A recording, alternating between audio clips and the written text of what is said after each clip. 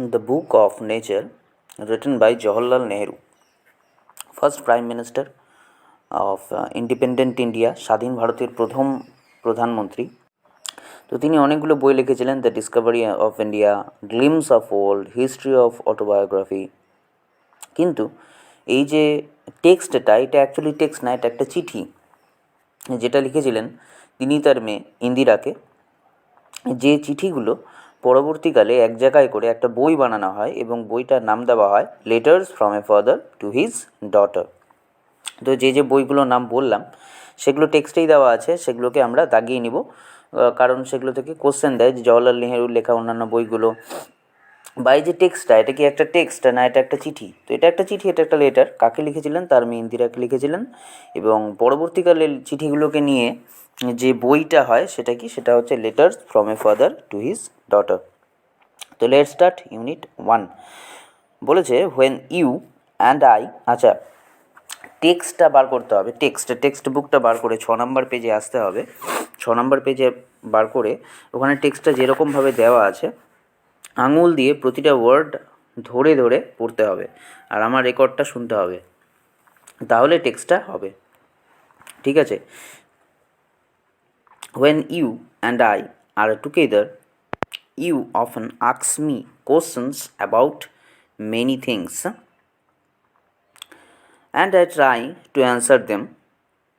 হচ্ছে হোয়েন, যখন তুমি এবং আমি, আর টুগেদার একসাথে হই, ইউ তুমি, আমার অফেন মানে মাঝে মাঝে, সেলডম, অফেনের সিনোনিম হচ্ছে সেলডম, ACLDOM, আক্স মি আমাকে জিজ্ঞাসা করো, কোশ্চেন্স প্রশ্ন জিজ্ঞাসা করো, অ্যাবাউট মেনি থিংস নানা বিষয়ে, and I try to answer them এবং আমি উত্তর দেওয়ার চেষ্টা করি। Now that you are at Mussoorie and I am in Allahabad, বলেছে দেখো নাও, এখন, দ্যাট ইউ আর অ্যাট মিশরি, তুমি কোথায় আছো? তুমি আছো মিশরিতে। And I am in Allahabad, আমি কোথায় আছি? আমি আছি এলাহাবাদে। এলাহাবাদ কোথায় আছে? এলাহাবাদ আছে ইউপিতে, যার এখন বর্তমান নাম প্রয়াগরাজ হয়ে গেছে নাম পাল্টে। আর মিশরি কোথায় আছে? মিশরি আছে Uttarakhand, Mussoorie Uttarakhand.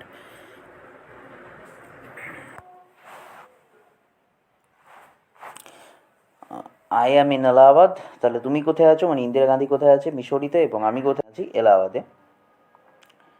I am in Allahabad, we cannot have these talks. I am therefore, সেই কারণে, therefore মানে সেই কারণে বা সুতরাং, I am therefore going to write to you from time to time short accounts of the story of our earth and the many countries, great and small, into which it is divided. I am therefore going to write, সেই কারণেই আমাকে লিখতে হচ্ছে, to you তোমাকে, from time to time মানে সময় সময় বা মাঝে মাঝে, short accounts of the story of our earth. Short accounts বলতে মানে সংক্ষেপে, ডেসক্রিপশন অফ ইভেন্টস, সেখানে অ্যাকাউন্টস বলতে আমাদের ওয়ার্ড নেস্টে দেওয়া আছে ডেসক্রিপশন অফ ইভেন্টস মানে ঘটনার বিবরণ। শর্ট অ্যাকাউন্টস মানে ছোটো ছোটো করে ঘটনার বিবরণ দিচ্ছি তোমাকে, of the story of our earth, আমাদের আর্থ বা পৃথিবীর যে স্টোরি বা গল্প আছে, অ্যান্ড দ্য মেনি কান্ট্রিজ, এবং অ্যান্ড আরও বিভিন্ন দেশের, গ্রেট অ্যান্ড স্মল, সেটা কখনো গ্রেট বা small, into which it is divided মানে গোটা পৃথিবী যেরকম ছোট বড় মেজো নানা রকম পৃথিবী দেশে ভাগ হয়ে আছে, নানা রকম গল্পে বিভক্ত, প্রচুর কাহিনী স্টোরির, আমি টাইম টু টাইম তোমাকে ছোটো ছোটো করে চিঠির মাধ্যমে এগুলো জানাতে থাকবো। You have read a little about English history, বলছে you have read a little, তুমি খুব অল্পই পড়েছো, লিটল বলতে বোঝাতে চেয়েছো অল্প। You have read a little about English history, তুমি ইংলিশ হিস্ট্রি বলতে এখানে ইংরেজদের হিস্ট্রির কথা বলেছে। অ্যান্ড ইন্ডিয়ান হিস্ট্রি, বলছে ভারতীয় ইতিহাস এবং ইংরেজদের ইতিহাস তো সম্পর্কে তুমি খুব কমই পড়েছো। But England is on little island, কিন্তু ইংল্যান্ডটা কি? ইংল্যান্ড হচ্ছে একটা ছোট্ট আইল্যান্ড। অ্যান্ড ইন্ডিয়া দো এ বিগ কান্ট্রি, কিন্তু ইন্ডিয়া কিন্তু একটা বিশাল বড় দেশ, is only a small part of the earths surface. বলেছে দেখো ইন্ডিয়া এত বড় একটা দেশ, তখন কিন্তু ইন্ডিয়া বলতে আজকের ইন্ডিয়া না, যে পাকিস্তান বা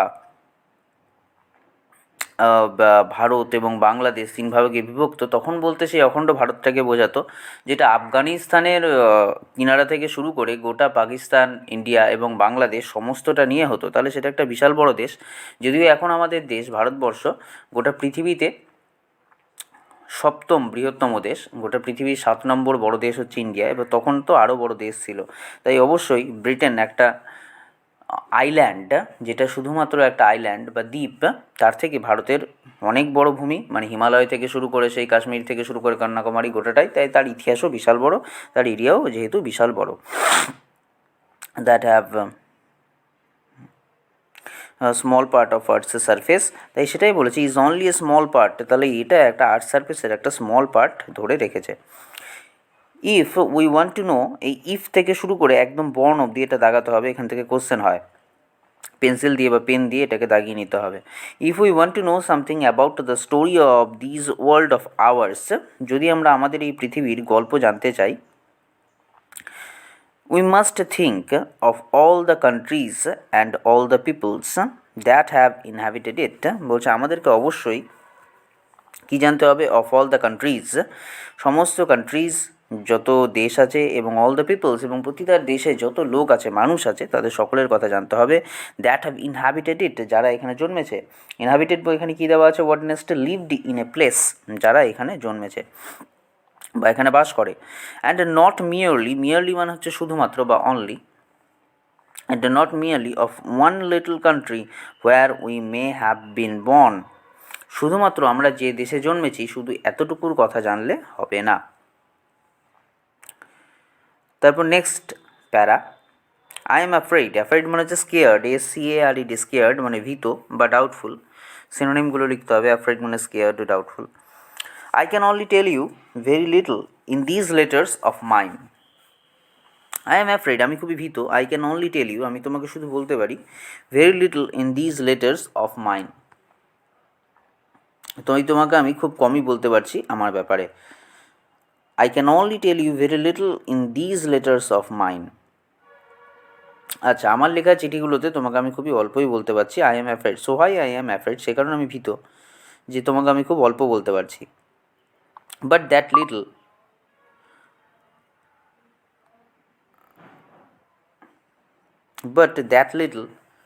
I hope will interest you and make you think of the world as a whole. কিন্তু আমি বিশ্বাস করি I hope will interest you, তোমার মধ্যে সেই ইন্টারেস্টটা দেবে বা আগ্রহটা দেবে, and make you think of the world as a whole, এবং গোটা পৃথিবীকে একভাবে দেখতে সাহায্য করবে। এই হোল মানে কি, WHOL, এই হোল মানে হচ্ছে সম্পূর্ণ বা গোটা, আর HOLE মানে এখান থেকে শুধু ডাব্লিউটা যদি বাদ হয়ে যায় তাহলে সেটার মানে হয়ে যাবে বা গর্থ, তাহলে এই হোল এটা একটা homonym, whole and whole, think of the world as a whole, তাই গোটা পৃথিবীকে একসাথে ভাবতে সাহায্য করবে।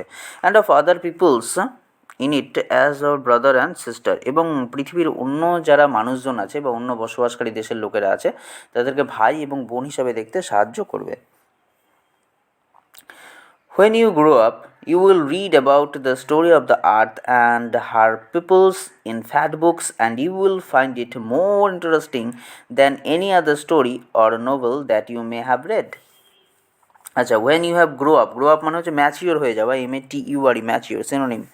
তুমি যখন বড় হবে না, you will read about the story, তুমি কি জানবে, তুমি স্টোরিটা যখন পড়বে, অফ দ্য আর্থ, পৃথিবীর স্টোরি যখন পড়বে, অ্যান্ড হার পিপলস, এবং তার মানুষজনের কথা যখন পড়বে, ইন ফ্যাট বুকস মানে বড় বড় মোটা মোটা বইগুলোর কথা বলা হয়েছে, and you will find it more interesting, তুমি কি দেখতে পাবে যে এটা খুবই ইন্টারেস্টিং, খুবই আগ্রহের, then any other story or novel, যে কোনো অন্যান্য স্টোরি বা নোভেল মানে উপন্যাসের থেকে, that you may have read, যেটা তুমি সাধারণত পড়ে থাকো বা হয়তো পড়বে, তার থেকে পৃথিবীর মানুষের ইতিহাস অনেক বেশি ইন্টারেস্টিং, অনেক বেশি আকর্ষণীয়।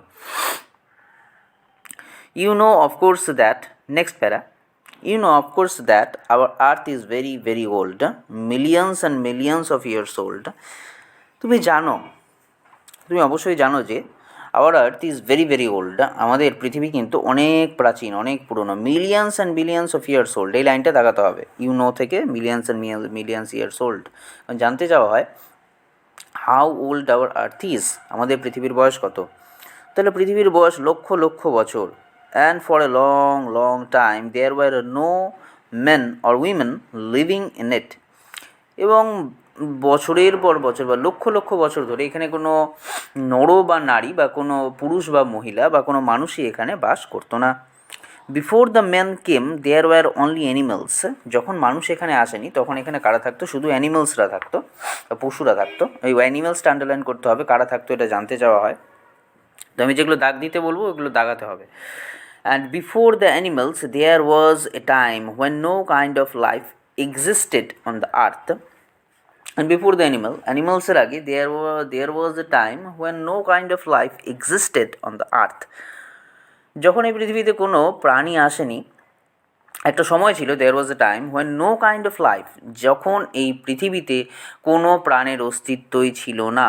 when no kind of life existed মানে হচ্ছে সার্ভাইভড, ইম্পর্টেন্ট সিনোনিমটা লিখতে হবে। existed মিন বেঁচে থাকা বা অস্তিত্ব টিকে থাকা, সার্ভাইভড SURVIVED। এই পৃথিবীতে কোনো প্রাণীর অস্তিত্ব ছিল না। It is difficult to imagine this world of hours, এটা খুবই কঠিন। ডিফিকাল্ট মানে টাফ, TOUGH, টাফ, কঠিন, হার্ড। টু ইম্যাজিন, ইম্যাজিন মানে কল্পনা করা, imagine, gauge, this world of hours মানে আমাদের আজকের এই পৃথিবীটার দিকে তাকালে এটা কল্পনা করা কিন্তু খুব কঠিন। Which is so full today of all kinds of animals and men, যা আজকের দিনে প্রচুর প্রচুর প্রাণী এবং মানুষে ভর্তি। টু বি উইদাউট দেম, আচ্ছা, which is so full today of all kinds of animals and men, to be without them. It is difficult to imagine this world of ours which is full today of all kinds of animals and men to be without them. সেটাই যে আজকের দিনের পৃথিবী প্রচুর অসংখ্য পশু পাখি মানুষ জনে ভর্তি। তো এদেরকে ছাড়া আমরা আজকের যে পৃথিবীটা দেখি যেখানে প্রাণী আর প্রাণী, বিভিন্ন রকমের প্রাণী মানুষ, তো আজকের দিনের পৃথিবীতে দাঁড়িয়ে সেরকম পৃথিবীকে কল্পনা করা খুব কঠিন যেখানে কোনো মানুষের অস্তিত্বই ছিল না বা যেখানে কোনো প্রাণীর অস্তিত্বই ছিল না। But scientist and those who have studied and thought a great deal মানে এলট, সিনোনিম। এলট মানে হচ্ছে প্রচুর। About this matters tell us that there was a time when the earth was too hot for any living being to live on it. কিন্তু সায়েন্টিস্টরা, important, সায়েন্টিস্টের তলায় দাগ দেবো, scientist those who have studied and thought a great deal, এবং যারা এটা নিয়ে research করেছে, গবেষণা করেছে এবং চিন্তাভাবনা করেছে প্রচুর, এ গ্রেট ডিল মানে প্রচুর, a lot. About this matters tell us that, তারা আমাদেরকে বলেছে, দেয়ার ওয়াজ এ টাইম, একটা সময় ছিল, when the earth was too hot, যখন এই পৃথিবীটা খুবই গরম ছিল, ফর এনি লিভিং বিং, যে কোনো প্রাণীর জন্য, টু লিভ অন ইটটা, যারা পৃথিবীতে বসবাস করতো। And if we read their books and study the rocks and the fossils, এবং যদি আমরা তাদের বই পড়ি, and study the rocks and the fossils, rocks and ফসলসের তলায় দাগ দিব, এবং যদি এই যে রক্স বা পাথর বা ফসলস মানে জীবাশ্ম, we can our selves see that these must have been so. And if we read the books and study the rocks and the fossils, we can ourselves see that. কিন্তু যদি আমরা বই পড়ি, মানে কাদের লেখা বই পড়ি? সায়েন্টিস্টদের লেখা বই পড়ি, যারা এগুলো নিয়ে রিসার্চ করেছে, গবেষণা করেছে, প্রচুর ভেবেছে, এবং এই যে আমাদের চারপাশে বিভিন্ন রকম পাহাড় পর্বত, ফসিলস, জীবাশ্ম, এগুলোকে নিয়ে ভাবি, এগুলোকে দেখি, তাহলে এটা আমরা নিজে থেকেই বুঝতে পারবো। আচ্ছা, টেক্সট ইউনিট 1 শেষ হয়ে গেল। এবার তারপরে অ্যাক্টিভিটিগুলো আছে, অ্যাক্টিভিটি 1, 2, 3, 4, এগুলো সবই হোম টাস্ক থাকবে, যেটা আমরা অফলাইন ক্লাসে সামনাসামনি বসে আলোচনা করবো। এটা সমস্ত টাস্ক করে আসতে হবে 1, 2, 3, 4, ঠিক আছে? তো পরের দিন 1, 2, 3, 4 এটা ডিসকাস হবে, বা এই 1, 2, 3, 4 হোম টাস্ক থাকবে। অলরাইট, ইউনিট 1 শেষ।